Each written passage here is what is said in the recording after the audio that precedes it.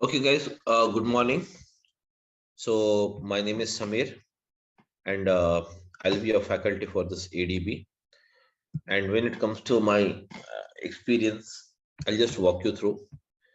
I have around 10 plus years of experience in IT and on the clouds since the past 3 years. I'm working onto this cloud technologies. Okay, that's it. Working in some corporate. Okay, so guys, let us start with this now. So what is, before we go ahead, let us see.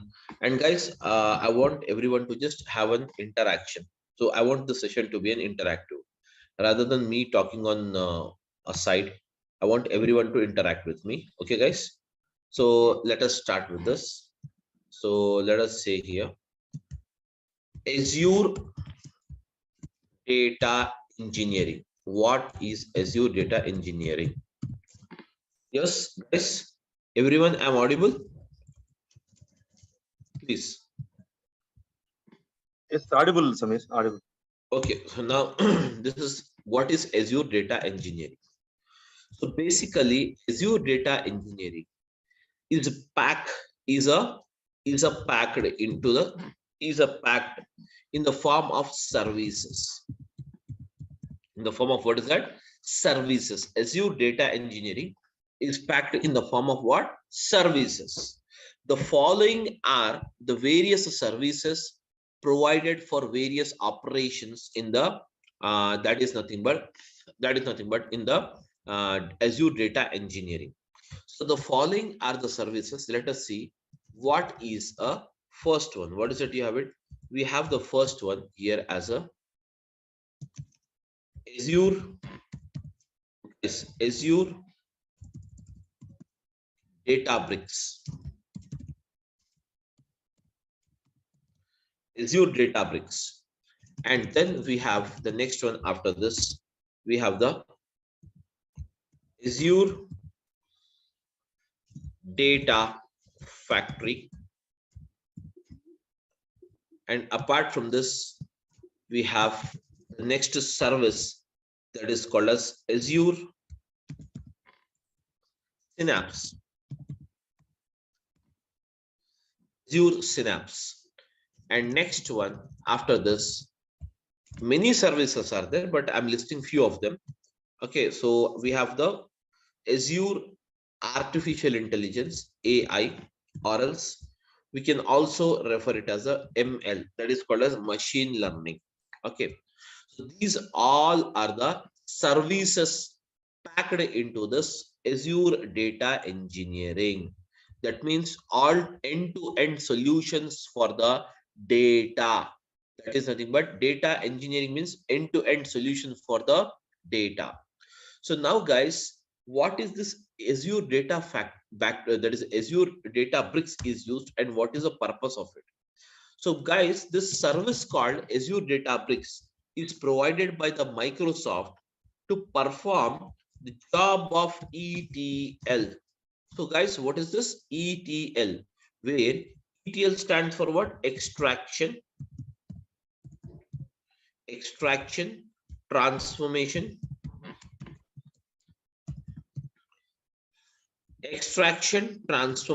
okay, guys, extraction, transformation, and loading. So the Azure Databricks is provided for Azure Databricks is a service provided by the Microsoft within the Azure Data Engineering for the purpose of extraction, transformation, and loading. Guys, this extraction, transformation, and loading, what it is? Let us try to understand this first. So guys, this extraction, transformation, and loading is nothing but it is a process. It is a process where, guys, it is a process where data is summarized. Where the data is summarized. Where the data is summarized. Where the data is, what is that? Summarized. And this summarized data is used for decision making. this summarized data is used for what? Decision making. So whereas what is this process of extraction, transformation, and loading? So this process of, guys, extraction, transformation, and loading, this process of extraction, transformation, and loading basically consists of, requires the following. What is that? Source, that means what? Source, and the next one it requires as a target. Source and the target. Now guys, what is a source and what is a target? So basically, between the source and the target, this process of ETL is applied always. Okay, irrespective of whatever the thing service we use it. Generally, I'm talking about the ETL. That is nothing but ETL is the process where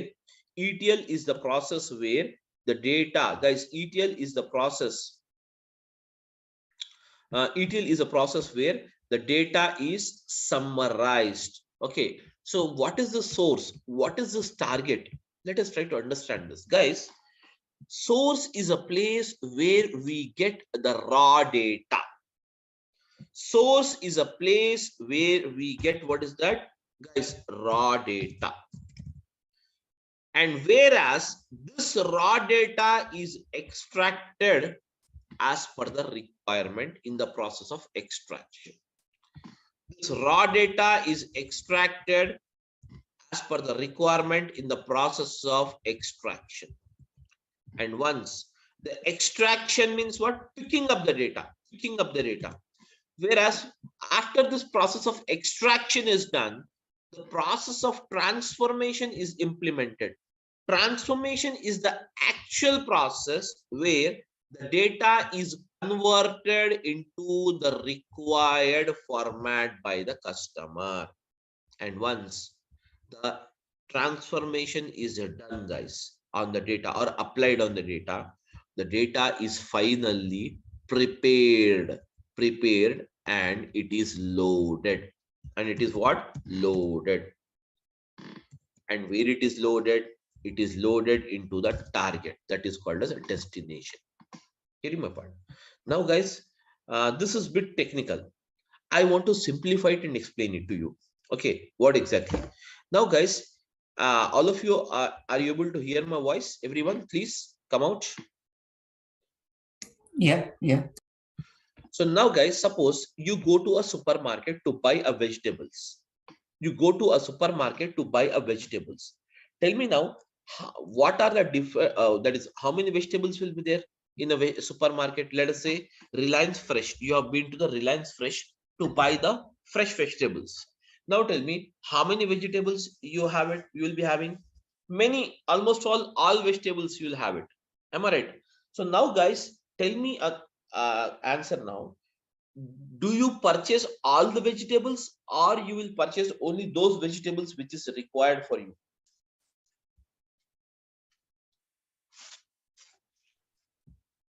Yes, my question is that you have been to a supermarket. Yes, guys, you have been to supermarket and that is more supermarket, or you have been to a that is Reliance Fresh, where you can find many vegetables. Are you going to purchase all the vegetables or some of the vegetables? Only required vegetables will purchase. Required. That means before leaving, you will decide what curry has to be cooked. What curry has to be cooked.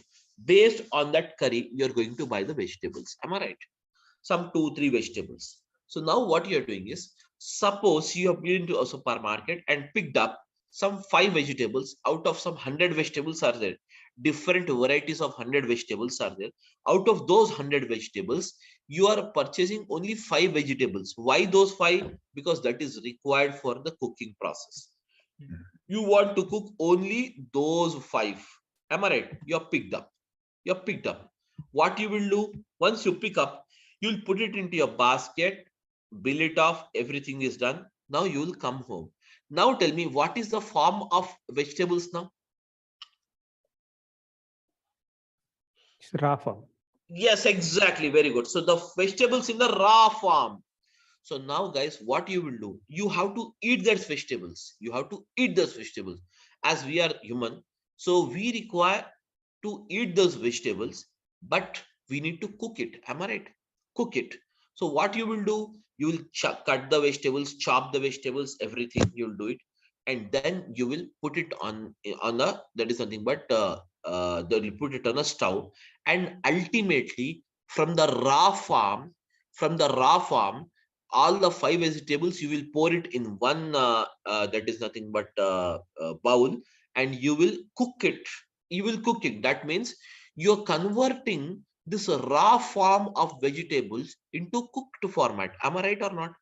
Are you changing the form of vegetables or not for eating purpose? Yes, guys. Yes. Yeah, you have converted. Ultimately, the vegetables are cooked. Now the curry is ready. So that means what you're doing, you have bought the raw vegetables. You have first of all picked up the vegetables. You have been to the supermarket and picked up the vegetables. And once you have picked up the vegetables, what you are doing, you bought them home and cut it off and chopped it. And once the chopping, everything is done, you are changing the form of those vegetables from the raw form to what is that? Cooked form, as per our requirement. Ultimately, once the vegetables is cooked and ready, then what you will do? Finally, you will eat.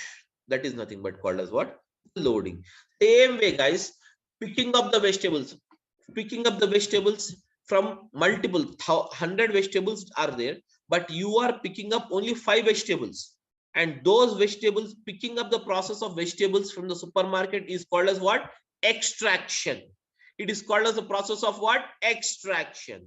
Whereas the extraction is done, then what you are doing? Transform. That means you're getting them home and chopping them, cutting them, and putting them into the bowl to cook, and ultimately cooking those vegetables. That means you're converting the raw vegetables to what is that? Cooked format in the form of a curry. Am I right or not?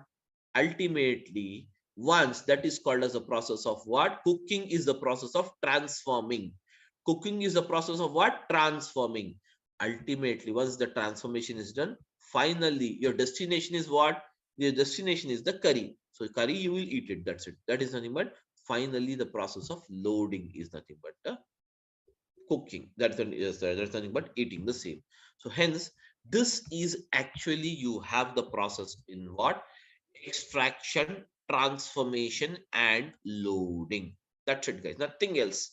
There is no technicality. There is no something is, where you need to worry about how the things will move on. All these things, you need not worry about this.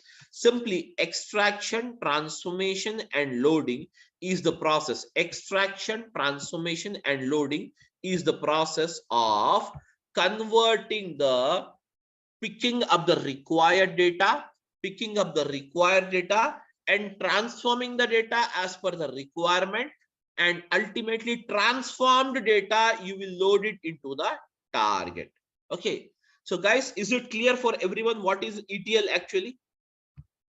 Yes, guys, I want an answer, ma, please. Huh? Yeah, yes, Yeah. Okay. So before we see some examples on how actually this process has taken place, let us try to understand few more things here, then we'll come back to this. Let us try to understand first of all, what is a cloud? What is a clouds? And what is an on-premises? Then we'll come back to this. Okay. So first of all, let us try to understand what is cloud. So now, guys, because what is it you have it? Azure data engineering is a cloud-based engineering, cloud-based data engineering. Am I right? So now, guys, I wanted to explain you, or let us try to understand first of all, guys, what is a clouds and what is an on-premises. Let us try to understand first of all what is a cloud basically. Okay. So, guys, when it comes to this cloud, okay, just forget about this cloud. I'll just give you an example for this. Now, guys, all of you are using the mobile phones. Am I right? All of you are using the mobile phones or not, guys? Yes. Yeah, I want a reply from every one of you. Please, guys, try to respond. Yes. Are you using the mobile phone or not? Yes, we are. Yeah. So now every one of you, us is using the mobile phone. Now guys, when it comes to this mobile phone, you in the mobile phone, we have some memory. Will it be there memory or not? Yes. Every mobile has some memory or not? Yeah. So now, what are the types of memories you will have in your mobile phone? Can you tell me? Yes, guys. Mobile SD memory. Yes, mobile internal memory and scan disk memory. That means you will have the memories in a mobile phone. You will have the memory in the mobile phone, such as what is that? SD card memory. So I'm writing it here. In mobile, you will have the memory. So that memory is called as mobile inbuilt memory. Am I right? With every default you purchase a mobile phone, you will get mobile memory as a free. Am I right? Mobile memory as free. Apart from the mobile memory, guys, you will also have you will also have, guys, you will also have a memory that is called as SD card memory. What is my SD card memory, guys? SD card memory is nothing but scan disk card memory. That means, suppose every mobile you are getting it with a 16 GB internal storage memory. That means this 16 GB, guys, this 16 GB is a default memory. That means in your mobile phone, you can store up to 16 GB memory. Whereas if you require to store more memory rather than thus, you want to store one more, that is nothing but 32 GB of memory you wanted to store it. For that, what we do, we buy an external SD card and we will just put it in your mobile phone. Okay, put it in your mobile phone, and from that point onwards, you can use this memory of 32. So now tell me, totally what is the amount of memory you have it in your mobile phone now? 32 plus 16. Guys, tell me now. 32 plus 16 means what? Guys, 48 32. GB. Huh? 48 GB. Very good. So 48 GB memory. Totally, you can store up to 48 GB memory now in your mobile phone along with SD card. Now, the question is that now the further I have some more videos and photos, etc., which is amounting to around 100 GB. 100 GB. Let us assume amounting to around 500 GB. Now tell me, how do you store this 500 GB memory? You already utilize the 32 GB, you already utilize the 16 GB memory. You have to store more 500 GB memory is required now. So now tell me, guys, what is the way you adopt it? Just think generally, because we do it in the daily basis, this kind of job. Tell me now. OneDrive or Google Drive will put. Very good, very good. So that means you will now you will take the support of a Google Drive. Am I right? Google Drive. But the problem is that Google is also providing you by default 15 GB as a memory. Am I right? Huh? 15 GB of the memory by default Google is providing to you. But now you have to store 15 GB or 500 GB, guys? 500 GB. So now what you have to do, tell me now. Tell me, guys. Yeah, please. Guys, please tell me, ma. Did you get my question? What I mean to tell you? If you get the question, just simply say yes, or else I'll repeat the question once again. My question is that, I'll repeat the question once again. My question is that now, my mobile memory already has 16 GB memory, and SD card, I have installed it. I've put some SD card and it has the 32 GB memory. Totally both the memories amounting to 48 GB, but I have some more 500 GB memory to be stored. So for that, I took the support of Google Drive, and Google Drive is providing only 15 GB memory. What is the alternative for me now? External hard disk. External hard disk. External hard disk, that is fine. Okay, but I want the data. Okay, no problem. One more way is that you can ask the Google. That is fine, that is very good. Okay, but here the thing is that you can ask the Google to increase the size. That means from 15 GB I want 500 GB. So Google is providing Google will provide you 500 GB of memory free of cost, or they will charge something for it? They'll charge something. They They'll will charge. charge. That means after 15 GB, even if you store 0.1 MB also, okay, then it is going to charge you. So you can buy the space on the Google Drive by paying some cost. Now, guys, totally, I bought it. I bought this one also. Everything is done now. Totally, the amount of memory. What is that amount of memory I have? 548 GB memory. Totally, I have it now. Totally, how much memory I have it? 548 GB. That means 48 GB in my mobile phone and 500 on my Google Drive. Now, one fine day, I lost my mobile phone. One fine day, I lost my mobile phone, guys. That is my query. Now, my query is that when I lose my mobile phone, so I could not able to trace it off. Now, the question is that I bought a new mobile phone. I have to buy a new mobile phone. Hence, I bought the new mobile phone. Now, once you bought a new mobile phone, guys, please tell me, can you recollect this 48 GB? Can you recollect this 500 GB memory or not? 500 GB is possible. 48 GB is not possible. Yes, exactly. Very good. So we can say that 500 GB, you can recollect it by just using the synchronize option. You can just log in with your mail ID, enter the password, and in the same way, you can recollect it. But what about the 48 GB? The 48 GB memory is lost with the mobile phone because this memory is called as physical memory. Am I right? This memory is called as what? Physical memory. Physical memory. So hence I cannot recollect it. Whereas the memory or the data which is stored on the Google Drive can be recollected. So we can say that the Google Drive, we can call it as a cloud. Am I right, guys? Everyone? Google memory is called as what? Cloud memory. Google memory is called as what is that, guys? Cloud memory, cloud data memory. It is called as what? Cloud data memory. Cloud data memory. Whereas the physical memory of your mobile phone, we can refer it as what? On-premises memory. Am I right, guys? I can refer it as what? On-premises. So now tell me, what is the drawback, guys? Now tell me, what is the drawback you have?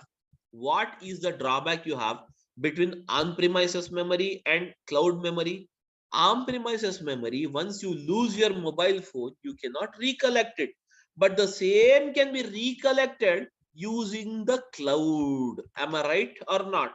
So now this is the drawback. You have it in the on-premises data. So now, guys, just for 548 GB, which is required for us, now what we have done, we took the support of the cloud rather than taking the support of the mobile phone. So in the same way, what you have done, tell me now, what you have done?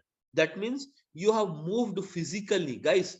You have moved physically from the cloud, from the physical mobile phone memory to what is that? Cloud memory. That is called as Google Drive memory. Am I right or not? So nowadays, every one of us storing the data in mobile phone inbuilt memory, or we are storing it data into the Google Drive, guys? Tell me now. Huh? Google Drive. Most of us, every time, we will store the data in the Google Drive. Am I right, everyone? So why do you store the data in the Google Drive? Tell me now. You can recover. Yes, can recover it. Suppose tomorrow you have traveled to other country, suppose United States of America, and did not take your mobile phone now. Now what happened is, as you did not take your mobile phone and you are there finally into this some United States of America, so can you get this Google Drive memory resaved to your mobile phone in even after reaching the USA? Tell me now, guys. Yeah. Of course, that means the access is possible even irrespective of the location. So we can say that we can access this data which is stored in the Google Drive from anywhere in the world. Am I right? From anywhere in the world without worrying about the physical location where my data is stored. The same way, guys, tell me now, actually Google Drive is stored where? The Google Drive stores the data into the cloud environment. Into what is that? Cloud environment. So cloud environment is what? Ultimately, cloud environment is nothing but ultimately it stores the data physically into the data centers. Every cloud provider has the data centers. And now in these data centers, the entire physical data will be stored. In this data centers, the physical data will be stored. Am I right, guys, everyone? Okay.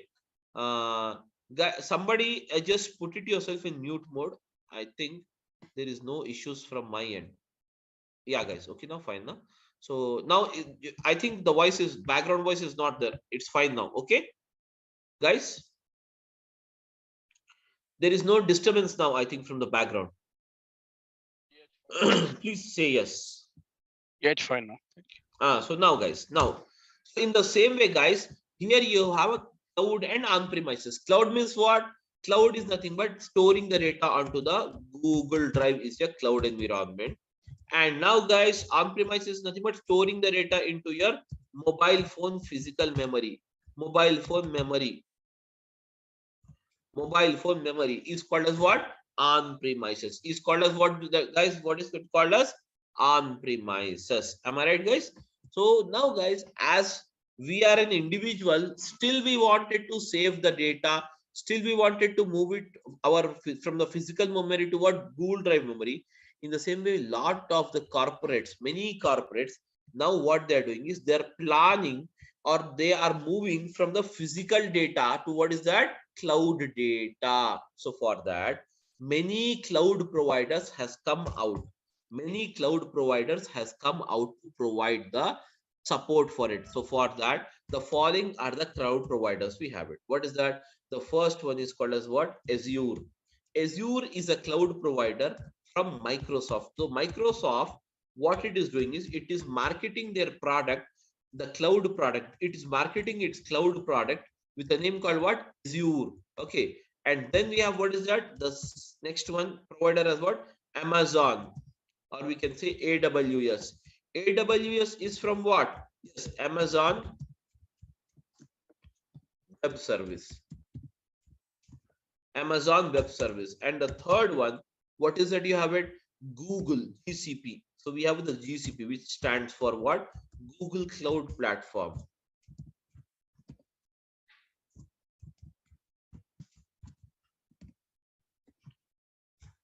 Google Cloud Platform. Okay, guys, Google Cloud Platform. Then afterwards, then we have what is that? Alibaba. This is a China-based, okay, that is cloud provider. And now then we have what is that? We have the SAP Cloud. SAP Cloud. Likewise, then you have even the SAP Cloud is there, Oracle Cloud is there, etc., etc., etc. These are all the cloud providers, but whereas the market leader is the two or three, first three are the market leaders. And number one is the Azure. Number one is the Azure in providing the cloud services. So now, guys, these cloud services are basically classified or divided into three categories. These cloud services are basically classified or divided into three categories. What is that? First one is called as what? EAS. EAS means what, guys? EAS stands for what? Infrastructure.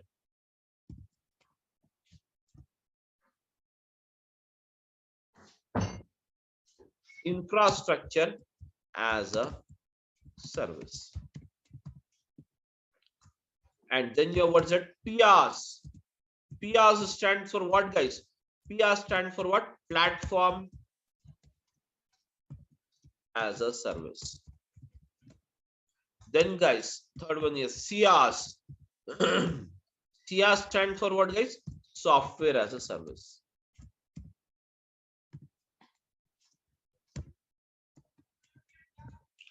Software as a service. Guys, these are the three different services provided by the cloud providers. That means IaaS as a service, PaaS as a service, and CaaS as a service.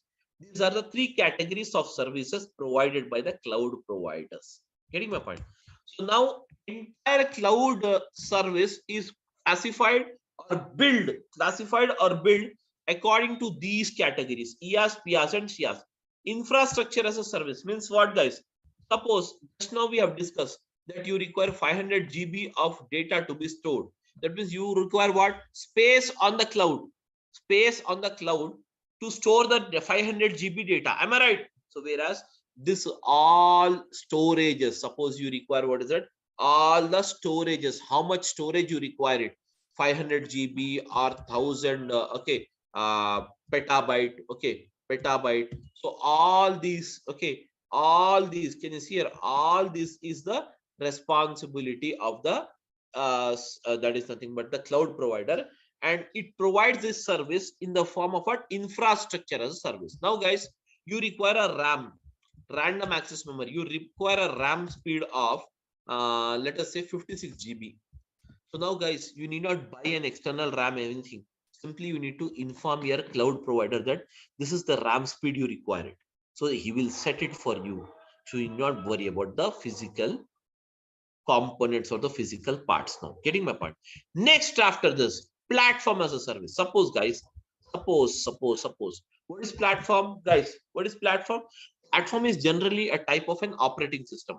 Now guys, we are using Android as an operating system, and can you see here, that is nothing but Apple is using some operating system. Okay, so hence these are the various operating system. Okay, these are the various operating system used by the various that is nothing but various mobiles, we can say. In the same way, if at all you have a computer, so generally in the computer, what is the operating system we use it, guys? Can you tell me what is the operating system we use it in a PC, guys? Tell me now. Generally we use the Windows as operating system. But now my question is that I have a very massive amount of data, and this massive amount of data is not supported on the Windows operating system most of the time. Let us assume banking data. Banking data is very huge, massive amount of data. So now it is not supported on the Windows operating system. Hence, we require some other operating system that is called as what? Mainframes. Mainframes is an operating system. Mainframes is an operating system from what? IBM. So you need not buy the license of this. You need not worry about the operating system. Simply you need to inform your cloud provider Azure that you require the mainframes operating system. He will take care. And now guys, suppose you require some softwares. Softwares in the sense you require some reporting softwares, or you require some analytical software, such as you require some softwares, or you require any kind of reporting. That is nothing but, suppose you require Power BI, or suppose you require some Cognos. You need not buy the license of this. Need not worry about this. Simply you need to inform your cloud provider that you require it. He is going to buy that for you. He is going to buy that for you. Everything is taken care by that is nothing but by the cloud provider in the service called what? Software as a service. So these are the three categories of services we have it. So whereas the cloud providers has divided their service based on these three, and based on these three categories only they will bill you. They are going to bill you. It is as simple as, guys, as simple as simply you log into this. You have the OTT platforms is there, Amazon Prime, Netflix, etc. What you will do, you will enter your mobile number and a password. That's it. You will enter it into the application, and once you enter into the application, if you want to watch a new movie, then you have to subscribe that particular premium subscription or not. Tell me now, guys. You need to buy a subscription or not, premium subscription, to watch a latest movie. Yes, tell me. Do we require to buy it or not? Yes, sir. Yes, required. So in the same way here also, whichever the service is required, in the same way, simply we need to buy it from the Azure. Buy means what? Here we are just that means utilizing it, paying it. That's it. Utilizing and paying the cost. It is just like renting off. Renting off. Okay, without having an ownership, without claiming an ownership, you can do your task just by paying them. Okay, just by paying them the cost of the same. So whereas where these are the three categories of service provided by the cloud. Now guys, the cloud is clear for me and on premises is also clear for me. Everything is clear. But my question is that source, target, and this thing is done. Already this is also extraction, transformation, loading done. But my question is that what is exactly the use of the ADB, that is called as Azure Databricks? What it does? We have to understand this. So now guys, let us come back here. When it comes to the Azure Databricks, the Azure Databricks is a service of Microsoft, which is provided to perform the job of extraction, transformation, and what is that? Loading. To perform the job of extraction, transformation, and what is that? Loading. The Azure Databricks is a service of a Microsoft provided to perform the job of extraction, transformation, and what is that? Loading. Okay, guys. Now, when it comes to this Azure Databricks, exactly, let us try to understand this ETL with some example. Guys, here I have a data. So let us say here, I have some data here. So I'm using, guys, I'm using it this as a source. And now I have the source. And now, guys, in the bottom, I'll write the target. My query is that I have a data of a supermarket, and supermarket data is given like this: product ID, product rate, product quantity sold,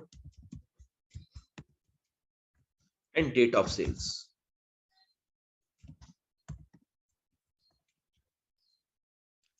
Now, guys, some this you can see here. Now, my query is that, guys, and here is the customer. The customer is here. The customer is here. The customer wanted to know, guys, this is a customer. That customer means what? The owner of the supermarket is a customer for us. The customer wanted to know what is the change in sales, or what is the sales difference on 21st of this month and 22nd of this month, whether the sales has increased between these two dates or not. He wanted to know first of all. So guys, first of all, to know this query or to report him the same to the customer, what is that you require it? You require the source, and the source consisting of the following information. What is that? Product ID, product rate, product quantity sold, date of sales. Let us give the product ID is something like this. Product rate, let us give it as 100 rupees, and the quantity sold is 10, and then you have a date of sales. Date of sale is 21, guys, 21/11/2022. And then you have the product something like this, okay, product ID, and the rate is 200, and the quantity sold is 05, and now the date of sales is 21/11/2022. And then I have something like this. So I have 500 02, and now guys I have 21/11/2022. Now guys, this is the thing we have it.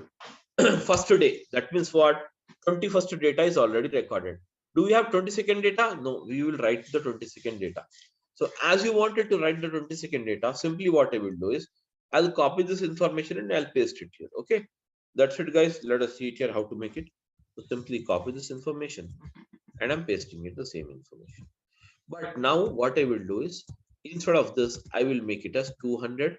Rate is 200, and here I'll make it as rate as 300, and here I'll make the rate as 1000. That's it. Okay. Just now, guys, product quantity sold as it is, but I'm changing the date here. What's the date? 22, 22, and now, guys, 22, 22. Now, guys, here you have it. Now just tell me now, as you have this 2 days data, tell me now, the 2 days data is here or not, guys? Now to tell me, is there any difference in the sales? Is there any difference in the sales from 21st to 22nd? Can you tell me, guys? Yes, different is there, sir. Different is there. Difference is there. How can you say? How can you say? Just by looking into the data. Am I right or not? Just by Yes, looking yes. into the data, yeah, just by looking into the data, you can say there is a difference. Why you are able to say? Because you have only how many records are there, guys?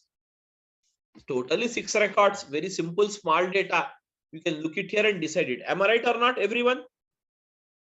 Yes, sir. Yes. Yeah. Yes. If you have massive amount of data, can you look onto the data and decide it or not? Suppose each table having some 1 lakh records. Can you decide it by looking into the records? No, not possible. Not possible. So for that, here we use the technique. What is that? ETL. Let us see how the ETL is applied here. Extraction. ETL stands for what? Extraction. Extraction. Extraction. Let us see how the extraction is done here. The first process of extraction is that where you have to pick up. Where you have to pick up.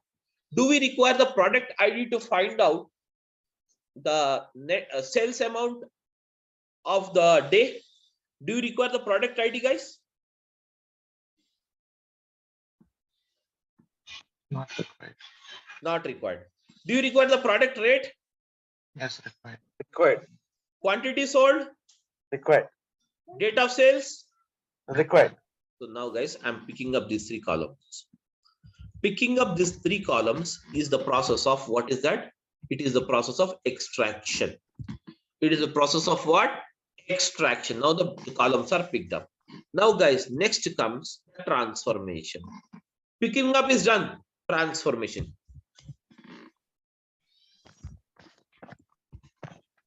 Now in the transformation, how can you find out the net?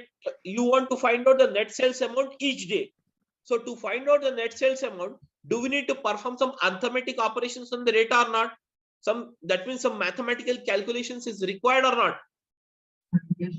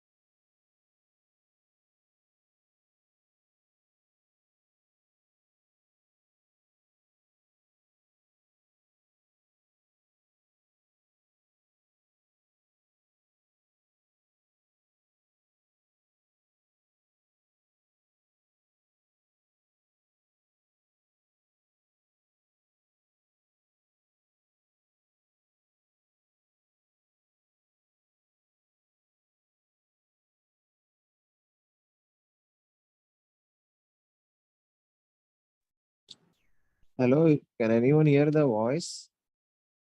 Yes, yes. Sir, screen is not visible. Actually, he's left, sir. He's left. Maybe he's facing network issue. Okay. Shamil is not there.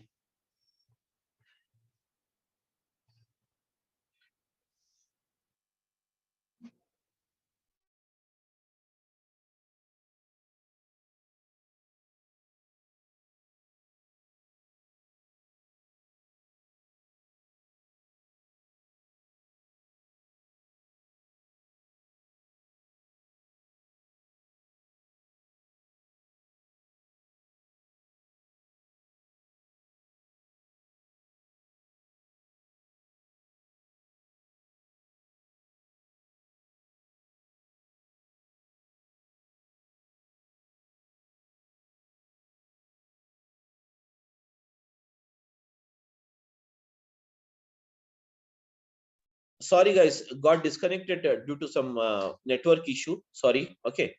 Hello, I'm audible now?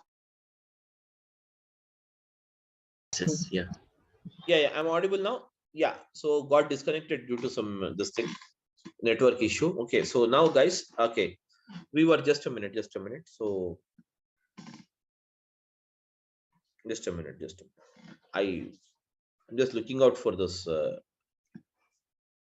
I don't have this host rights. Just a minute. Let me call the people to provide me the host right, because once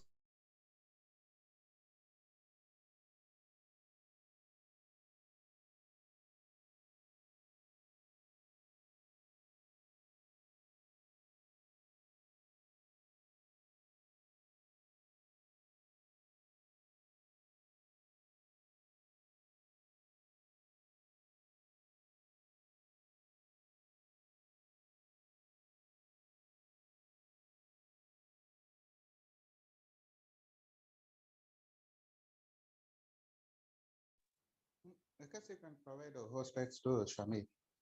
Might be what is the host.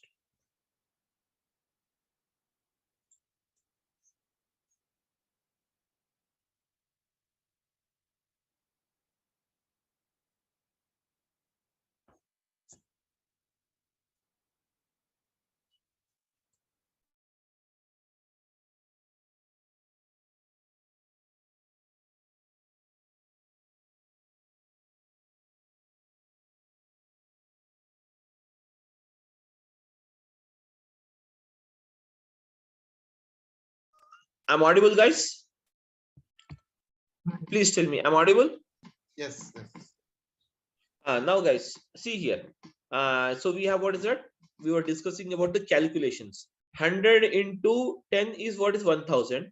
200 into 5 is what? 1000. 500 into 2 what? Again, tell me now, guys. 1000. Now tell me, guys. You have one totally. Calculate the sum here. What is the sum? Can you tell me the sum, guys? The sum of these three is what?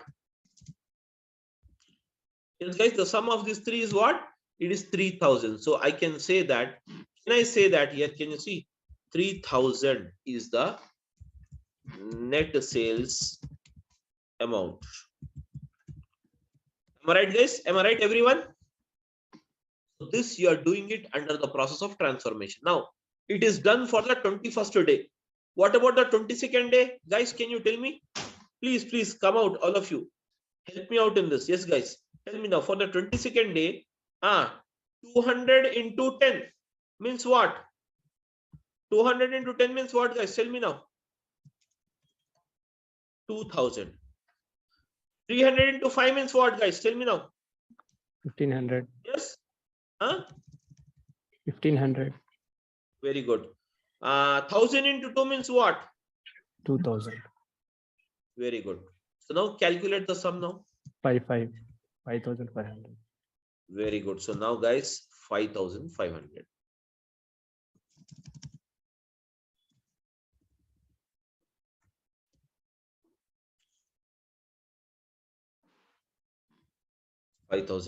Now, guys, this is the net sales amount. Now, guys, this process is called as a transformation process. It's done now. Finally, you will be loading. Where you will be loading the data, guys? Tell me now. Finally, you will be loading the data into the target. So how will I load the data? I will load the data like this. See here. I'm loading the data. So net sales amount underscore sales underscore amount. Net sales amount is what, guys? Tell me now. Net sales amount is what? 3000. And now for which date it is? So I'm declaring one more column here. Oh yes, that is date of sales. Date of sales is, I'm using it as 21/11/2022. And then we have, what is that, guys? Tell me now. 5500, and it is on 22nd/11/2022. Now, guys, this particular thing, that is nothing but called as output. Now, can you see here? This entire thing, what you have done, guys? Can you see this entire thing? What we have done? We have transformed this much data.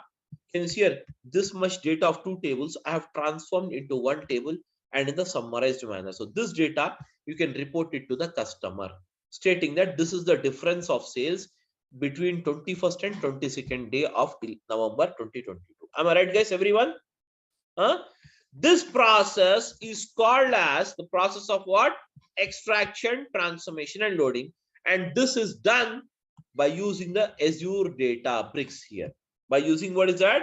Azure Databricks. It is done by the process called what?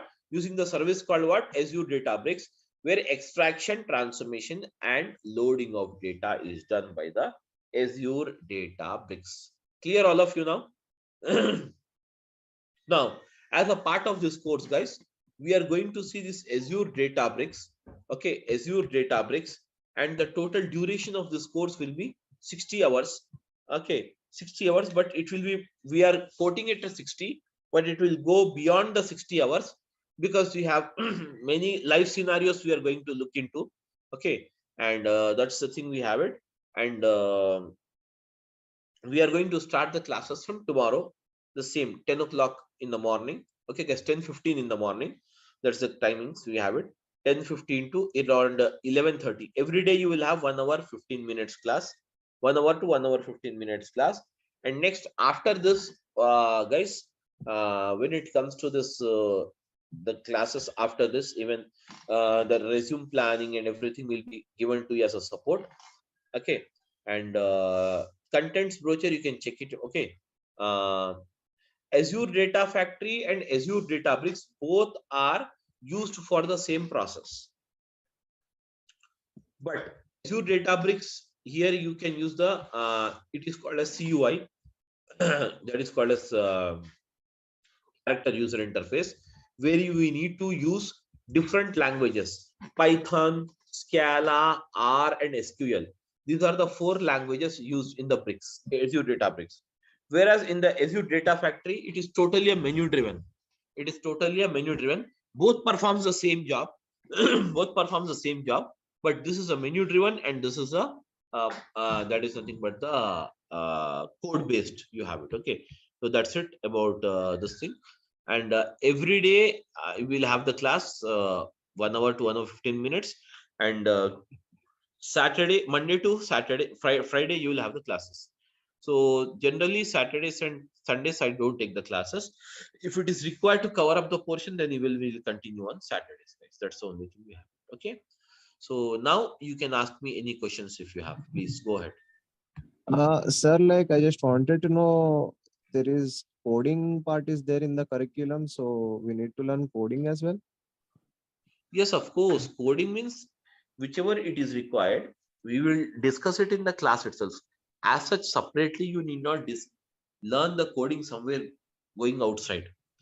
Okay. So what is that? I will explain you. That will be easy only, not so tough enough for people, what the people think. Okay. So we will be seeing here the coding in 4 different languages. See, there is SQL, Python, R, and Scala. I'll write the coding. Yeah. Sir, like what is PySpark that I'm hearing a lot about? See, PySpark is basically Python and Spark together. It is called as Spark, PySpark.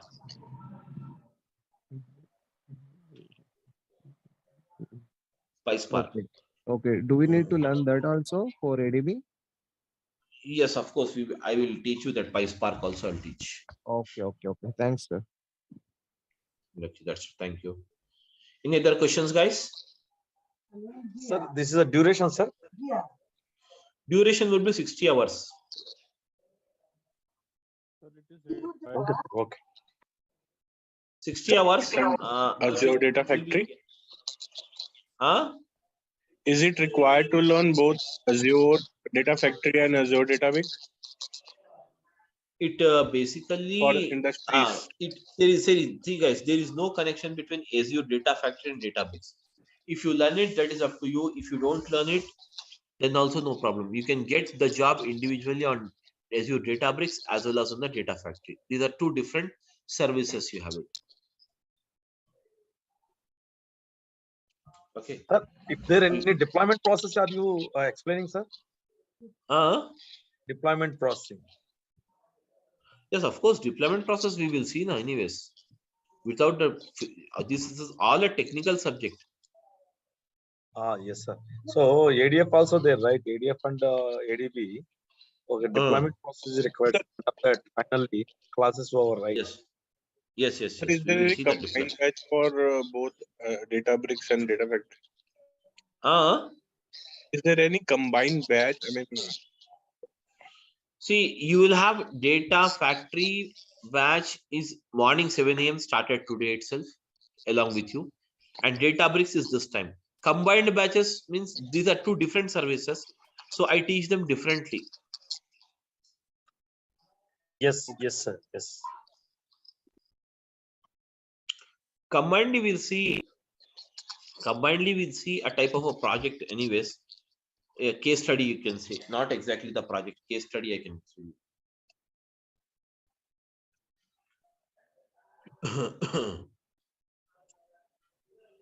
See, basically, when it comes to the data, someone is typing. So what is that? Monitor, optimize data storage, data processing. All this is covered, guys. And whatever the training we are going to look into, it is basically okay. More than enough to write a certification also. Certification for ADB whenever you want to write it. Okay, this is enough. So as a part of even the that is nothing but everyday videos will be provided to you.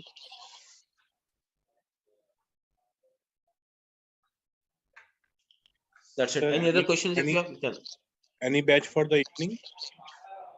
Huh? Any batch for the evening? Right now, no, there is no batch in the evening. So morning batches only we have it.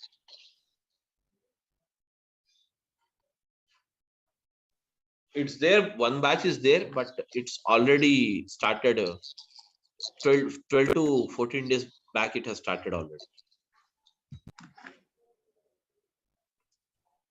Yeah, 12 classes is already done with that.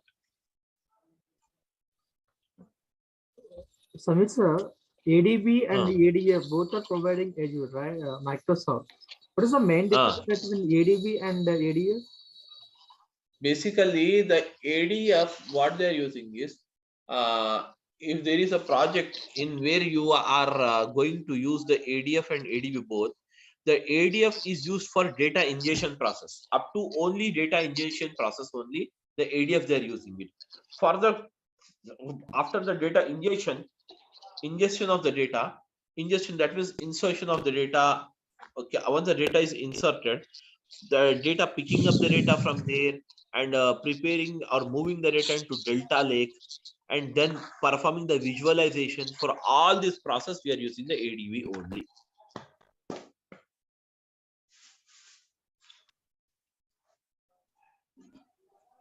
Okay, got it. Yes, any other questions, guys?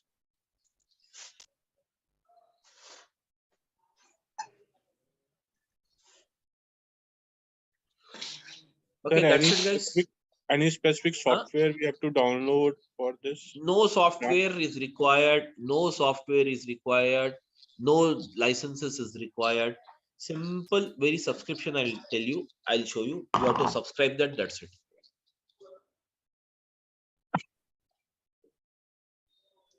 No software, no piracy, nothing is there.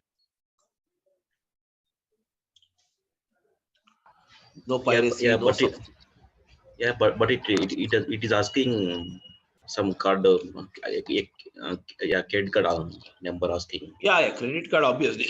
That is for free subscription. It will take you. It will charge some 2 rupees from a credit card, and the free subscription will be valid for 30 days. Okay, and after that you have to go for pay as you go model. That pay as you go model will not cost you if you based on your usage only. It is just like pay as you go, means it will not charge you more than 700 to 800 for an individual. So okay, because we are working on, because we are working on an type of an organization. Then even I'm taking multiple batches. Even then I'm not getting the bill more than 2,000 rupees per month, 2,000 to 2,500. But there is a technique for saving this. That is nothing but how to save the cost and all. I will that is anyways tell you those techniques. So if you follow that, that's not a problem for you to make out. That's the thing. Yeah, can you providing that license code in per for practice purpose. Huh? Yeah, can you provide license account? Sorry, can you providing account so but for a practice purpose? Account, you can take it. It's not me to provide you. You can take it directly. I'll show you the way how to create account, everything. I'll show you. Yeah, okay.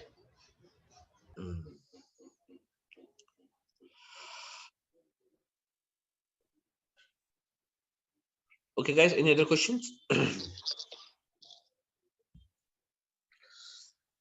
Okay, guys, thank you. Then we'll meet tomorrow morning at the same time. Yeah, please go ahead. Any questions?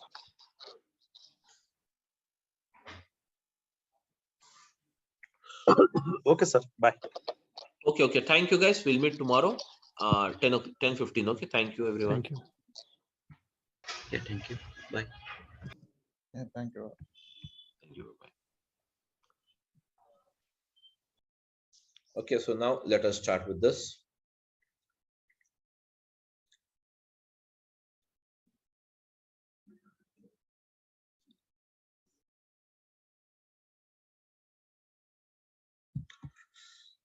Okay, guys, so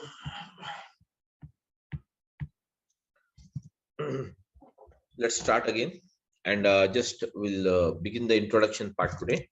So, guys, we're using it Azure Databricks.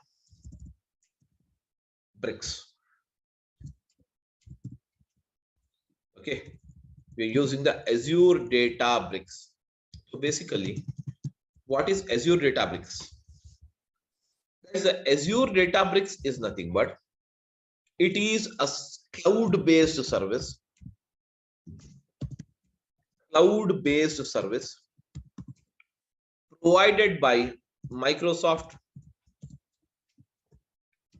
It is a cloud-based service, guys. It is a cloud-based service provided by Microsoft.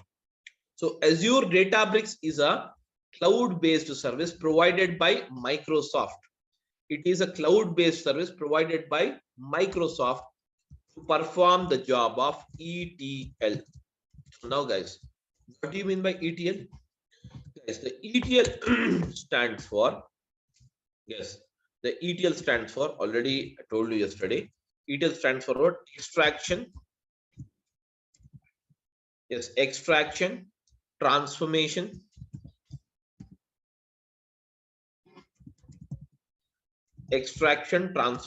and loading. Extraction, transformation, and loading. Whereas this process of extraction, transformation, and loading is a process of, yes, is a process of what? Data summarization. Is a process of what? Data summarization. It is a process of what, guys? Data summarization. So extraction, transformation, and loading. This is a process of what is that? Data summarization. It is a process of what? Data summarization. Wherein for the process of ETL, that is called as extraction, transformation, and loading, guys, we require the following. What is that? We require the source. First of all, source means what? The source of data. Source, guys, source. And then we require, what is it? The another one as a target. We require the first thing as a source and the second thing as a target. So now, guys, when it comes to the source, what do you mean by source? Okay, guys, what is the source of income? The place from where we get the money is called a source of income. In the same way, a place where that is nothing but the source from where you get the data is called as what? Source of data. Source is nothing but actually it is, guys. Source is nothing but what? Actually it is. Yes, guys. Source is nothing but actually it is. Okay. Actually, it is the source of data. That is a place from where we get the data is called as what? Source of data. Okay, guys. A place from where we get the data is called as what? Source of data. So I'm using source of data. Yes, guys, source of data. So now, guys, tell me now the source of data. So according to you, what are the sources which are available from where we get the data, guys? Tell me now. What might be the sources from where you get the data? Now, guys, for example, now you're typing or you're recording some information of your house expense. So where do you write your house expense generally? Nowadays, we are using in digital format only. We are not taking a pen and paper and writing the things. Everything we are digitally writing it. Tell me now, house expenses, where do you write it? In which type of file do you write it? Tell me now, guys. This much is the earning for this month, and this much is the expenditure you have incurred. You have to write all these things. So tell me now, how do you write it, guys? In which file you use it, or where you write it in the computer? Can you tell me, guys? Somebody? Guys, am I audible? Yeah, am I audible, guys? Everyone? Yes, you're audible. So you're understanding what I mean to tell you? Guys, you're understanding what I mean to tell you? My question is that, suppose you have to write your household expenses. Not let us go into the broad scale. We'll just go to at our place. You want to write a household expenses. Where do you write this information? That is income, expenditure. You have to write it. What type of thing you use it? Are you going to use in Excel file, guys, or not? Yes.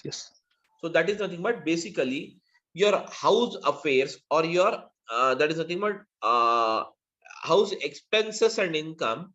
You're going to write in an Excel sheet, but ultimately that is what? That is nothing but the data. That is nothing but what is that? Data. So we can say, what is that? Source of data is nothing but the place from where we get the data is called as what? Source of data. A place from where we get the data is called as what?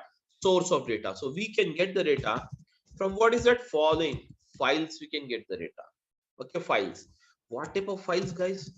Okay, but ultimately the files will also receive the data from what? Ultimately business. See, we all are working for the business or not? Even though you are working as a data engineer, that means you are working for a business or not? Tell me now, guys. Yes, everyone, you're working for the business. Am I right, everyone? Just give me a second. Just give me a second. I'll back.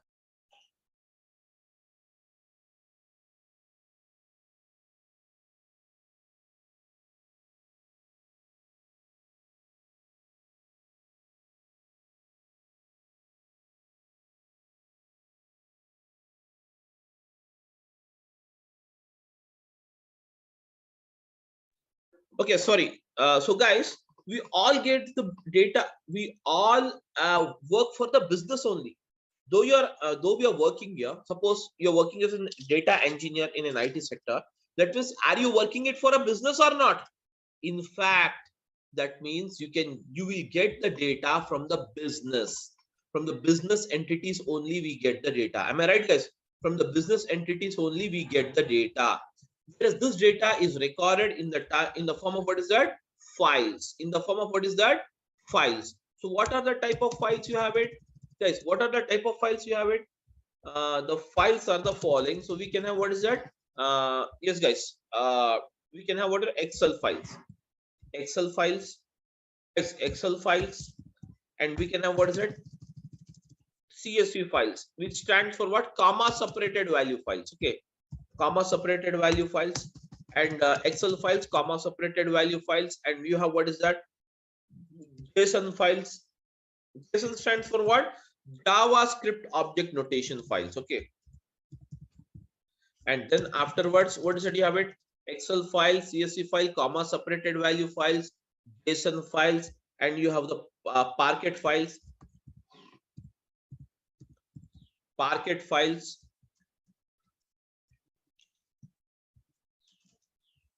You have the Parquet files. Okay, guys. You have the Parquet files, and then you can have what? Avro files.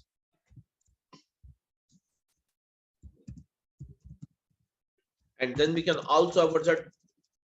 ORC files, various type of files. That means we get the data ultimately from the business, and this business will be recorded in the type in the form of what? Files. Excel files, comma separated value files, JSON files, Parquet file, Avro files, ORC files. Anyways, you don't worry about the files. Once we get into the subject, I will explain you about each and every file. You don't worry now. Okay. So this is nothing but the data we get it. From where? From these files, what we do from these files, guys. From these files, we get the data. From these files, guys.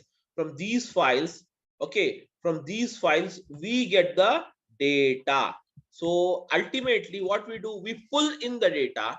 We pull in the data by using the process called what? Extraction. We pull in the data by the process called what? Extraction. So extraction is done. And now, guys, this extraction is done by what? By using the ADB. That is called as what? Azure Databricks. By using the Azure Databricks. By using the Azure Databricks, guys, by using the Azure Databricks, we perform the process of extraction. That means extraction of data. Extraction, the full name is what? Extraction of data only, guys. Extraction of data. Extraction. Then extraction is done. Then next, what is the process you have it? Tell me now, guys. The next process, the next level of processing is what is that? Transformation. So transformation is nothing but the ultimate requirement. Based on the requirement of the customer, you're going to change the format of the data. You're going to change the structure of the data. You're going to design a new structure of the data. Am I right? This is called as what? Transformation. And once the transformation is done on this data, ultimately the process of loading will be taken place. And loading means what? The final data, whatever you have it, will be transferred to the destination. That is called as what? Target. That is called as what? Target. Or we can say destination. We can say target, or we can say destination. We can say target, or we can say what is that? Destination. The data will be transferred to the destination. Am I right, guys? Everyone? Yes, guys, everyone is following or not? I want a reply, guys. If you don't talk, yeah, if you don't talk, I cannot understand what is your thing. Okay, so I want everyone to respond it, guys, so that I'll come to know whether you people are following or not. Okay, anyways, so this is the first. Now, apart from, guys, apart from getting the data from the files, we can also get the data from the business. We can also get the data from the business in the form of what? Database. And database can be what again? The database can be what? It can be Oracle database. It can be the SQL Server database. Okay, it can be any type of database you have it. Whereas this kind of database, can you see here? This kind of database, when you receive the data, we can say that we have received the data from OLTP system. We have received the data from what is that? OLTP system. What do you mean OLTP? OLTP stands for online transaction process. Online transaction process. That is called as what? OLTP system. Okay, OLTP system. You will receive the data. Getting my point? You will receive the data from what? OLTP system. So now, guys, ultimately from this database, what we do, we pull in again the same process. We pull in the data by using the process of what, guys? Same process we perform it. Extraction will be done. That means using the ADB, we extract the data. We extract the data. And once the data is extracted, then what we do, guys? We perform the transformation on the data. We perform what is that? Transformation. Transformation is the actual process of data summarization or loading the data as per the requirement of the client. So now, guys, loading will be done. And finally, once the loading is done, guys, finally, once the loading is done, the loading will be done. Okay, the loading will be done into the destination. That means this is the destination.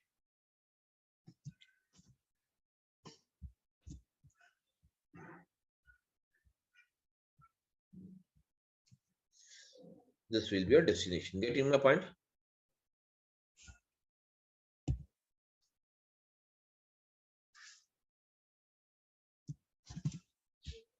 Now guys,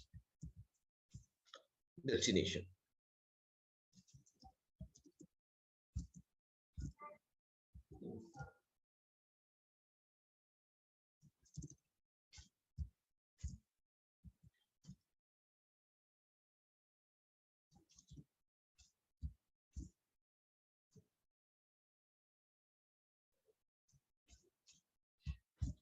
Destination. I'm linking up just to show you guys, these all will reach the destination like this. Finally, the data reaches the destination. Target is nothing but guys, it is called as what? Destination. Destination. Okay, now next one. Apart from this, guys, apart from getting the data from the businesses from the data into the databases or into the files, we can also get the data. Everyone, we can also get the data, guys. We can also get the data from another way. It's called as what? From the business only, because we all working for business. We get the data, business data only. So we get the data in the form of what? Live streaming data. Live streaming data, such as, guys, live streaming data means what, guys? Stock market data, live streaming data. Suppose that is India versus Pakistan match is going on, you will get the live streaming. Am I right or not? Yes, guys, that is all called as what? Live streaming data. Even the live streaming data we pull in here as it is, the live streaming data also we pull in here in as it is, and this process is called as what? The process of, again, extraction. We perform the extraction on this data. So can you see here, we perform the extraction on this data, and once the extraction is done, then what happens? Again, the process of transformation will become. So what is the process of transformation? Transformation is the actual process of, yes guys, transformation is the actual process of what? Data summarization. Transformation is the actual process of what? Data summarization. And once the data summarization is done, guys, finally what we do? We load the data into the target. We load the data into the target, guys. Okay. So now this all data, whatever you have it, that is source data, destination data, or whatever the data you have it, finally will be recorded into the target. That is called as sync system.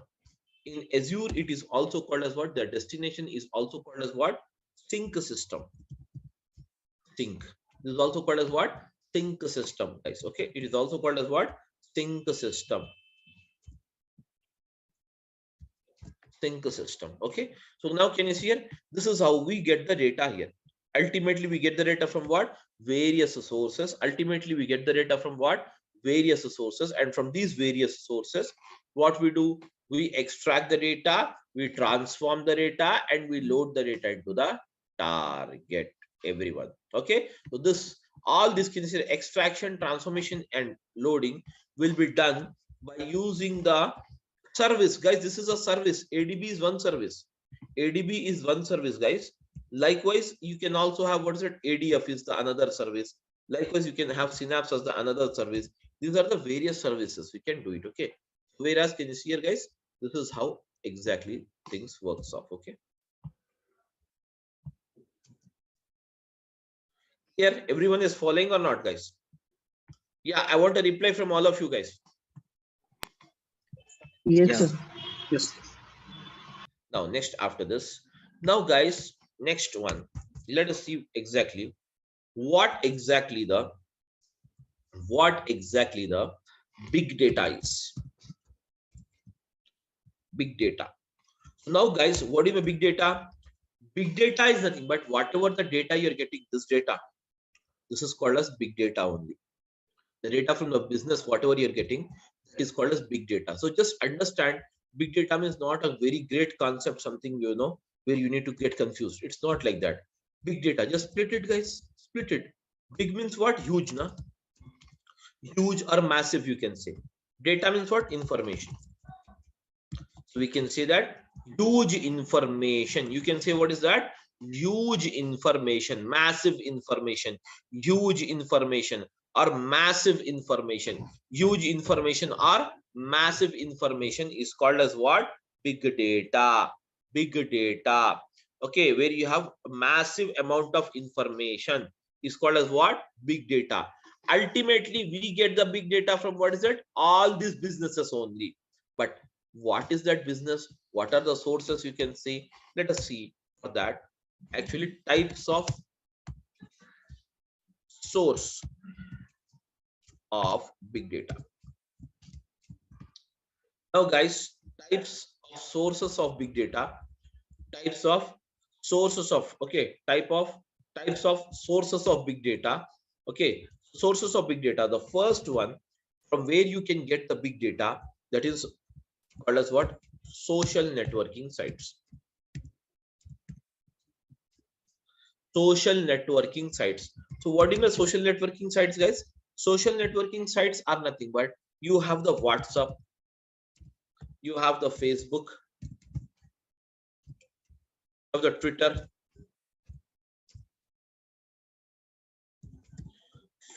WhatsApp, Facebook. Okay, guys, WhatsApp, Facebook, Twitter. Then you also have what's that? LinkedIn. Then afterwards, you also have what's that? Instagram. All this Insta and all these are what? These are all called as what? Social networking sites. These are called as what? Social networking sites. So the social networking sites are basically referred as the major source of getting the big data. Major source of getting the big data. Getting my point? Next one after this, guys, you have the second source. So what is the second source? We can say second source as the banking application. So across the globe, the banking application is the major source, considered as the major source, guys. Banking applications are considered as the major source of getting the big data. The banking applications are considered as the major source of getting the big data. Major source of getting what's that? Big data. Major source of getting the big data. Suppose you go to a bank and get an entry done. So in your passbook, you have made some entries. That is some cash withdrawal entry and some deposit entry and some online transfer entry, some purchase entries, some entries you have made it. Okay, that means some transactions you have done it. So, but can you see here in this passbook, as you have made only 3 transactions, but it will give you some 7 to 8 lines code. Am I right? 7 to 8 lines it will print. Balance, it will print deduction after the debit balance. So that means type of data. That means banking data is considered as a massive or huge amount of data across the globe. Getting my point? So we can get the data, the big data. We can also get it from what? Banking applications. That means this we have discussed as a business now. Business means what? It can be social networking site, which is a one type of business. Banking application is the another type of business from where we get the data. Okay, then we can also get the data from what is that? Machine generated data. Machine generated data. So what do you mean machine generated data, guys? The data which is generated by a machine. Suppose you have a CT scan machine. Suppose you have a CT scan machine. Okay, so it scans of the human body, whereas the CT scan machine or MRI machine, okay, MRI scan or CT scan machine, whatever the machines you have it, okay, and then we have what's it? MRI, okay, scan, or else we can also have what is that? CT scan, MRI scan, and even the ECG machines. Okay, these are all the machines which generate some data. Am I right, guys? These are the machines which generate some data. Am I right, everyone? These are the machines which generates some data, whereas even these machines, can you see here, generate some data. So this kind of data is also considered as the big data. That means a massive amount. The CT scan machine generates a very massive amount of data. So that is nothing but called as what? Machine generated data. Any that is machine which generates the data is called as what? Machine generated data. That's it. Okay, then afterwards,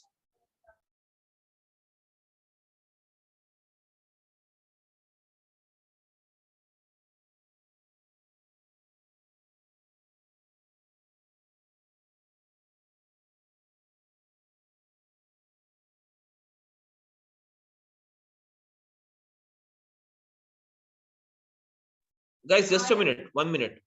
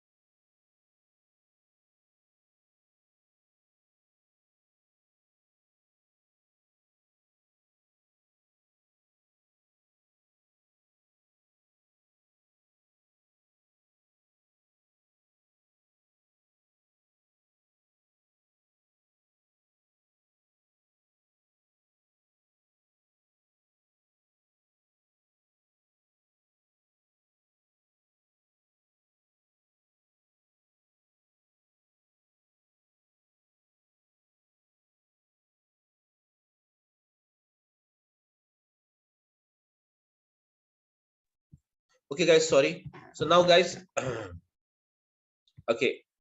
So now, guys, after this, okay. So now, can you see here? This is nothing but the can you see here? Some that is machine generated data. After that, fourth one, what we can consider here is okay. That is called as what? IoT sensors, Internet of Things. Okay, IoT sensors. We get the data from what? Sensors. We get the data from what? Sensors. These sensors basically measures what is that? Pressure. Okay, and then it measures the okay that is even the okay gas pressure. Okay, and then it measures even the temperature. Okay, and even the okay wind. All these are the sensors which basically measures. But these sensors, how it generates, these all will be connected to computers, to required computers. So this computer generates the data here. The data will be recorded here, and this data will be further processed or transferred to us like this. From in the files we received, we extract it, we transform it, and we load it. Ultimately, it will go like this. Okay. So now, guys, so basically IoT sensors, I can give you one example. Guys, whenever you travel, and okay, like on the highways, once you will enter a basically a type of a town or a village. At the starting of this town or a village, you will find some a very big table fans which is rotating very slowly. Am I right? Which rotates very slowly. What it does exactly? That measures the wind, and those fans are nothing but a machines at sensors only, and those are connected to the computers. And whatever the thing is recorded, the data will be transferred to the computer, and from the computer again the data will be that is kept into the files, and again it is transformed further for this analysis. So basically this is how exactly the process moves on here. Okay, so guys, okay, all of you following or not, please let me know, guys. Yeah, we can able to follow. Now, next, after this, again, you have what is that? Guys, the fifth one is human generated data. Human generated data, it's not basically you will have that massive, but still it can be considered as a big data only. Human generated data means the data which is generated by you and me. Okay, the normal routine data, that is basically a kind of a human generated data. So this is also considered as the part of big data. But guys, this big data this big data is basically has some categories. That means we can say types of big data. We can have various types of big data. So now I will say types of big data. Now, guys, what are the types of big data? Generally, guys, you will have the following types of big data. The first type of big data, which you can consider, okay, which you can consider that is first type of big data which you can consider. Okay, the first type of big data which you can consider, the first type of big data which you can consider is called as what? Structured data. Structured data means what? I'll type it. Guys, I'm writing it: name, ID number, and salary. Can you see this is the thing we have it? Name is, let us say, Alan. And now, guys, I'm using the ID number as something like this, and salary I'm making a 10,000, and Bobby 20,000, Carl 30,000. These are the basically. Can you see here, guys? This is the data. Where can you see this data is in which format? It is in the proper format of rows and columns or not? These are the rows and these are the columns. Am I right, guys? Everyone? Yeah. These are the rows and these are the columns. This kind of data is proper data. Hence, it is called as what? Structured data. This kind of data is called as what, guys? unstructured data, the data which is placed into the proper form of rows and columns. The data which is placed in the proper form of rows and columns is called as what? Structured data. Am I right, everyone? Yes, am I audible, guys? Yeah, what happened? Am I audible to everyone or not? Yes. So now, guys, this is nothing called as what? Structured data. Next one is what is it? You have it. The second one is semi-structured data. Semi-structured data means what? This data is purely not structured as well as not unstructured. It is semi-structured. You will have some semi-structure, such as you have the data into what's that? JSON files. For example, I'll give you the JSON file, how the JSON file looks like and how the data will move. The data in the JSON file will be given in the curly braces. Now, if at all I'm writing the first, I'm calling defining this data into JSON format, how the data will be. Let us see it here. Name under the quotes, double quotes, and use the colon, ALN. Now, guys, use a comma. After this, use it again. ID.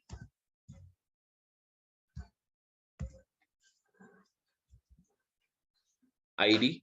Then use it as it's a numeric data. Now you can place it normally. Again, we have what is that, guys? Under this, again, you have what is that? Car. That is salary. This is also numeric data, so hence you can leave it as it is. Do not place under this. And finally, after this is done, the data is closed, the braces. Can you see this kind of data is called as what? Semi-structured data. It is called as what, guys? Yeah, it is called as what, guys? Semi-structured data. This kind of data is called as what? Semi-structured data. And now finally, the third one is called as what? Unstructured data.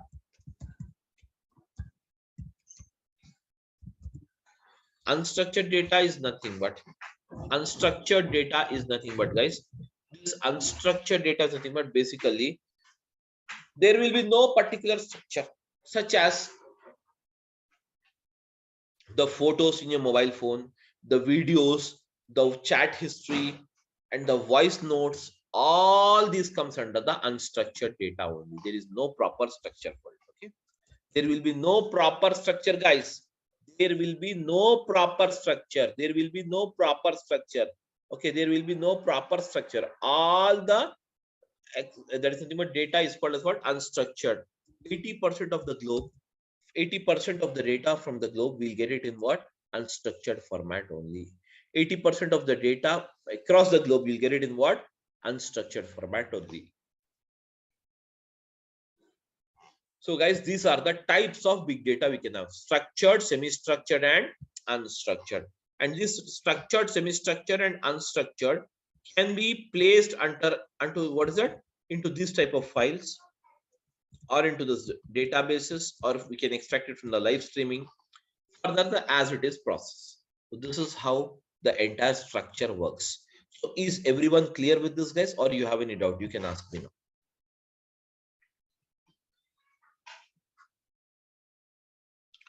Yes, guys, tell me.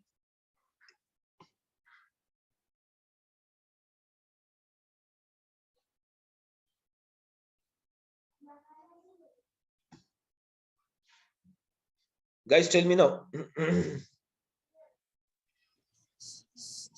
No, Samir, no doubts as of now. Okay. So this is how the things works off. Okay, guys. That's it. So for the day, guys, that's it for the day. And so with Azure Databricks, what kind of data we usually handles, like structured or non-structured? unstructured only. Unstructured only. Okay. Unstructured, semi-structured, and structure. 3 of them will handle it basically. Not mostly you will have semi-structured data. Okay, thank you. That's it, guys. So this is the thing we have it. Please go ahead. So to learn Databricks, do we need any predefined technical background? Hello, Do you? am I audible? Yeah, tell me. Yeah. No, I'm just asking, what are the prerequisites to learn this Azure Databricks? See, I don't have any basically, background in the field. yeah, prerequisites is that if you know the Python, or if you know the R, or if you know the SQL, that is very well. You can just you can just understand the code what you can do. If not, also I will explain you, and you have to put your efforts much on that, because this is basically a purely type of a technical job where you have it, what we are doing in Databricks. If you don't want the amount of coding, you don't need actually the coding, simply you can go with the ADF rather than going with the ADB. Okay, so I'm basically ETL background. Okay. Yeah, So what do you suggest? Should I go for ADF or ADB? I'm not really sure. And I would like to be you're basically you're technical, you're from technical background or non-technical, or I am basically an ETL developer, Informatica developer. then you can go with the ADB. Why not? Definitely ADB will work for you. Okay. And to be a Azure data engineer, what are the services we need to know? Like For Databricks is to be an Azure data engineer, if you know ADF, then also you'll call as a Azure data engineer. If you know ADB, then also it is called as then also you are called as a Azure data engineer. If you know the Synapse, then also you will call as a Azure data engineer only. okay. So either one also should be fine in that case, right? Yeah, No, I that's not. heard the reason Yeah. I'm asking, I heard ADF also like something like it's an ETL tool only. And here you have mentioned ADB also ETL tool only, right? See, if So you the have, point see on what is the companies are doing till the job of data ingestion in a project. I'm telling you the live session, live scenario what is going on right now in most of the projects. Up to the data ingestion, ingestion means what? Extraction. Up to this data extraction, they're using the ADF. Further, for transformation and loading, they're using the ADB. Some projects, okay. because you have So more good facilitation, or we can say good facilities, or very flexible to perform the process of data ingestion using this that is ADF, because ADF does not uses any code.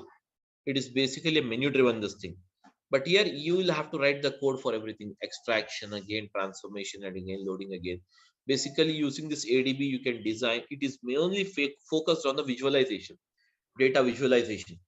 That means visualization in the sense performing the analysis on the data, etc. okay. So my understanding is like ADF might be something like a tool based like ETL. You can go with And this ADF or ADB, anything, because already you have a technical background. You need not worry about it. okay. And both are not, if I would like to join any training, both are not Both necessary. means it will be very good. No issues. Okay.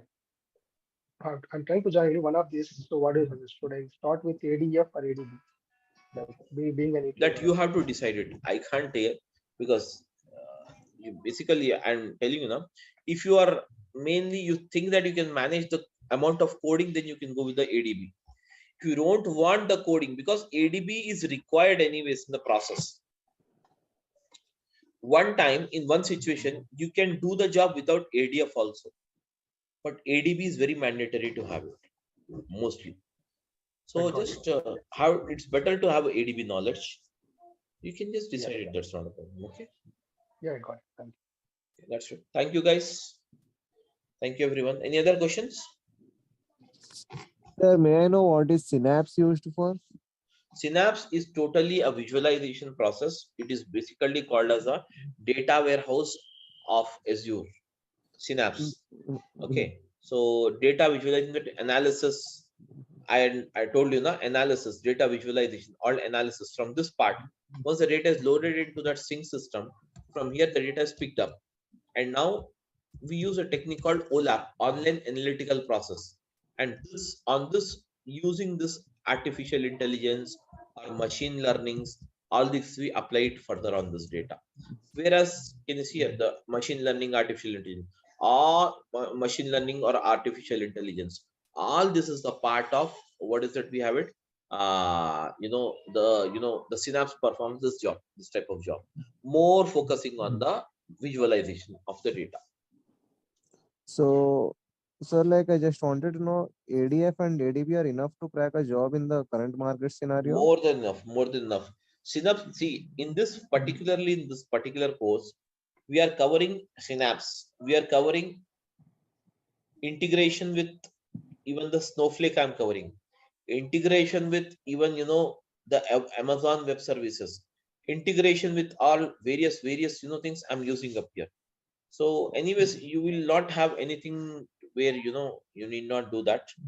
So you can do it very well. That's not a problem. Okay, so sir, ADF and ADB are enough, right? Yeah, that's more than ADF is enough. ADB individually is also enough.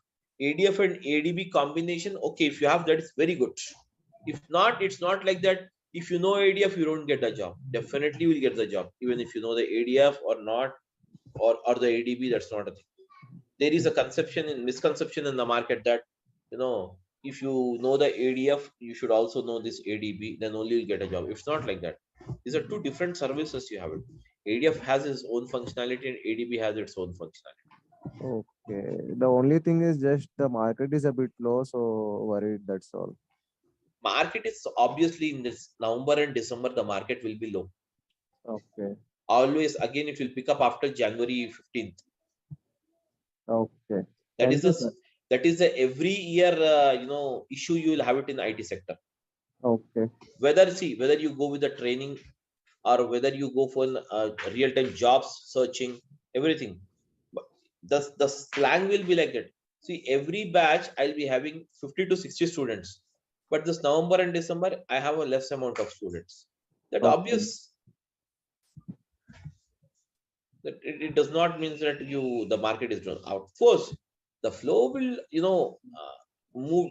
It will slow down automatically. It will pick up because right now most of the times even in the US this ending of the year, so everyone will be prepared for Easter and everything, Christmas. So things will slow down because we are totally dependent on the all the US and the UK and Europe and we're all the Western countries we're depending upon for the data, for project, everything. So obviously it will have an impact even on our life, isn't it or not? Yeah, correct. That's the thing. Okay, sir. Okay, that's it. Thank you, guys. Okay. Thank you.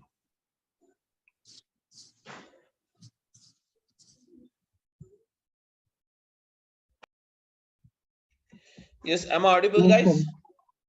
Yes, sir. Good morning. Okay, so let us start now. So Azure Databricks. Okay, guys, Azure Databricks.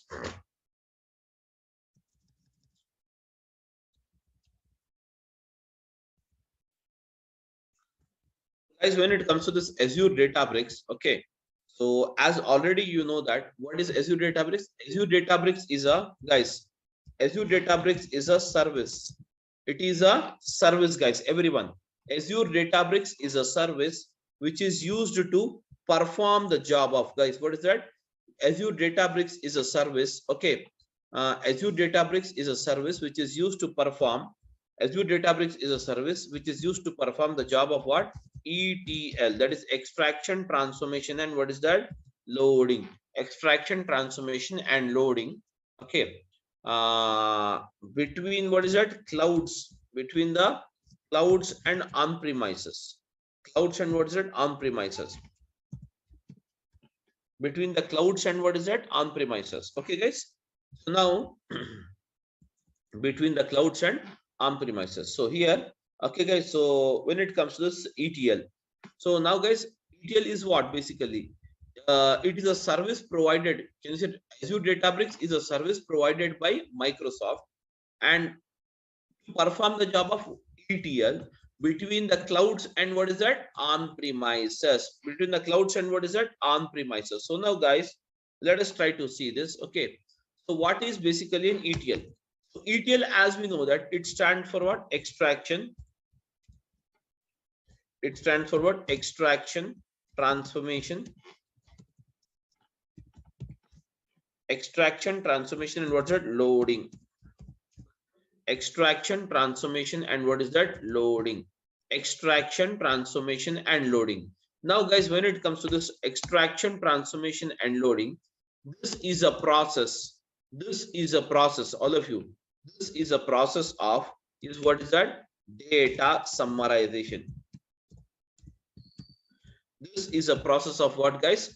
Data summarization. This is the process of what? Data summarization. This is the process of what? Data summarization. Okay. It is the process of what? Data summarization.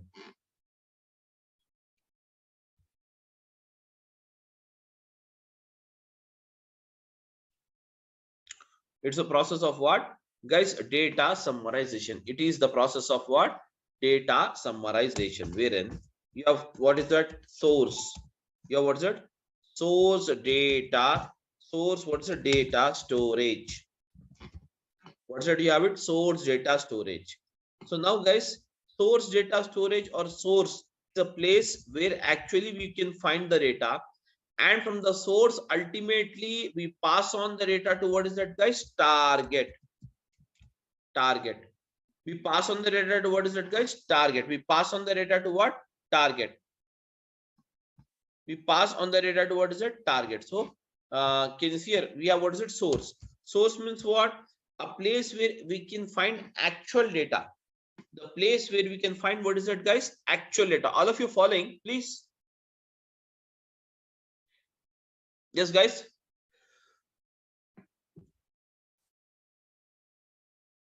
Yeah, am I audible?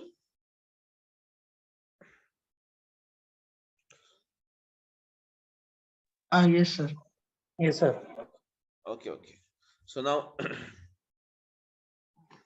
so we have, what's it? Source. And source is nothing but what? A place where you can find the data. So now, in the source, we can get the data of type of what? Files, or else we can get the data in the form of, what is it? Databases, or else we can get the data in the form of, what is it? Live stream. We can also get the data from what? Live streaming data. Live streaming data. Okay. We can get the data from what? Files. We can get the data from, what is that? Files. We can get the data from what? Files. We can get the data from what? Databases. Else we can get the data from, what is that? Live streaming data. Anyways, guys, so these files, can you see here, are of what? We can have the CSV files. We can have, what is that? JSON files. We can have what? A CSV file, JSON file, and then we have, what is that? Excel files, etc. Can you see here? These are the various type of files you have it. These are the various type of files you have it, guys. What is that? These are the various type of files we have it. Okay. What is that? We have the, these are the various type of files we have it.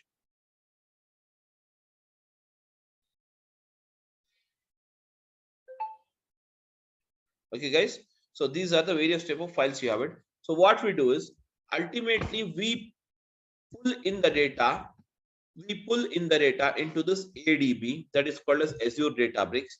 This is called as what, guys? This is called as what? The process of data ingestion. It is called as what? The process of what? Data ingestion. Okay. So then once we pull in the data, what we do? We perform the process of, so pulling in the data is a process of what? Extraction. Extraction. And once the extraction is done, guys, and once the extraction is done, then you will have, what is it? Transformation. Then you will have what? Transformation. Transformation is what? Transformation is the process of, actual process of data summarization. And once the transformation is done, finally what we do, guys? Finally what we do? Perform the loading. We perform, what is that? Loading. So now the all together loading where? Loading the data into the, yes guys, loading data into, what is it? Target. That is called as destination. Destination or target. Getting my point? So this is how we can make out using this. Or in the same process, even if you have, can you see the data access to be accessed from the database? So what we do? we using this ADB, that is Azure Databricks. We pull in the data, and now again the same process that is called as E.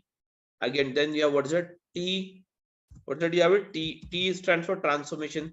Again, finally we put the data into what is that?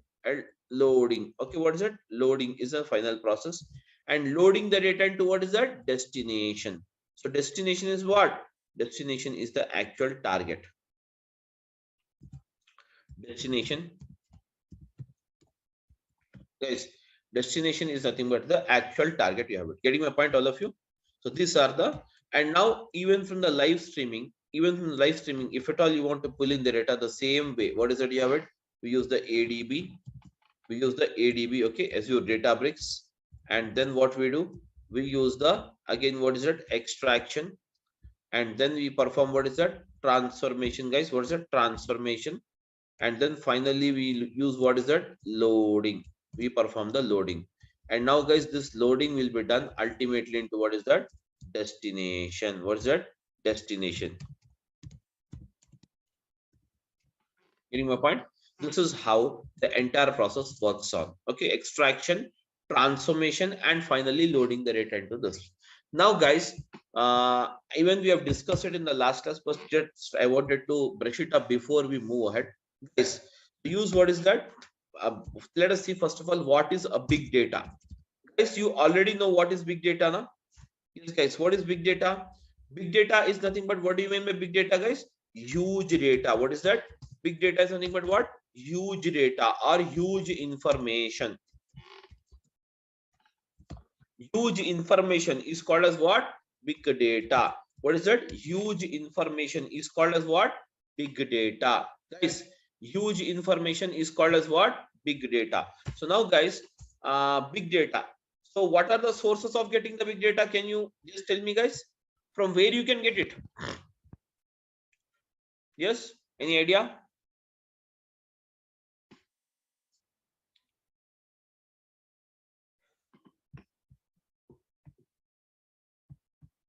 Yes, guys, I'm audible.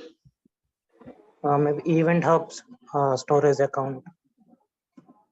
Okay, anyways, anyways, guys, we get the big data from various sources. So such as what? Social networking sites. Social networking sites. Okay, guys, we get the data from what? Social networking sites. That is big data. Such as, what do you mean by social networking sites? WhatsApp, Facebook. Okay, Facebook, WhatsApp. Then you have Twitter, Facebook, WhatsApp, Twitter. Then you have Insta, etc. These are all the, can you see here? These are all the social networking sites from where we get the data. So, guys, data. So basically, what you can say, this is a business now.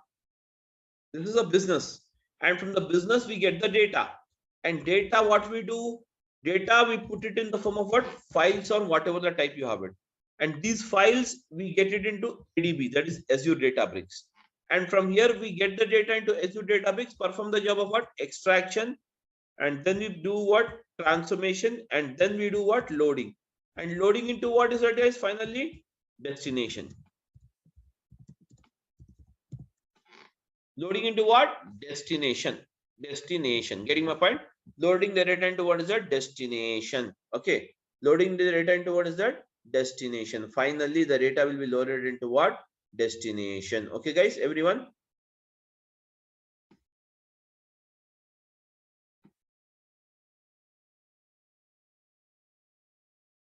Yes, am I audible to everyone or not? Yes, sir.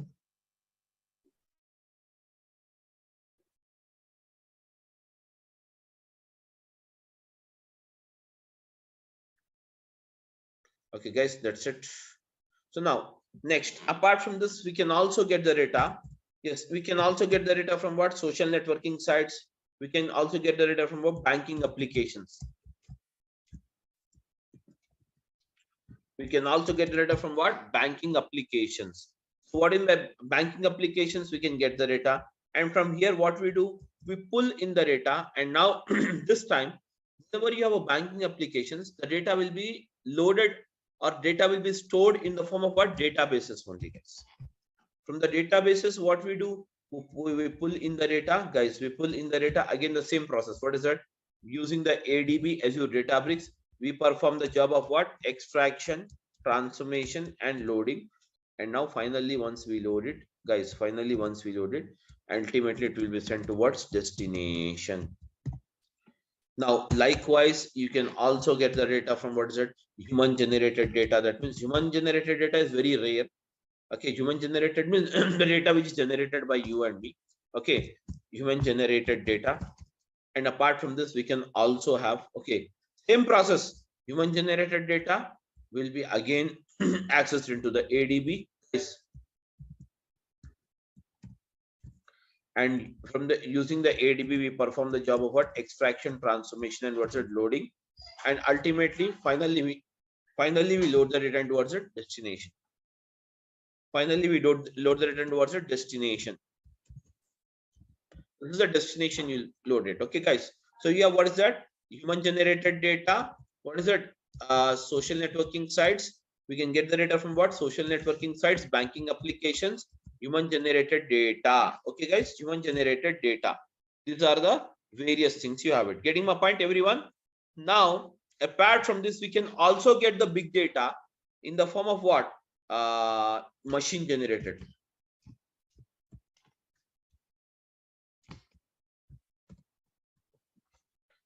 Guys, machine generated data. What is machine generated data? The machine generated data is a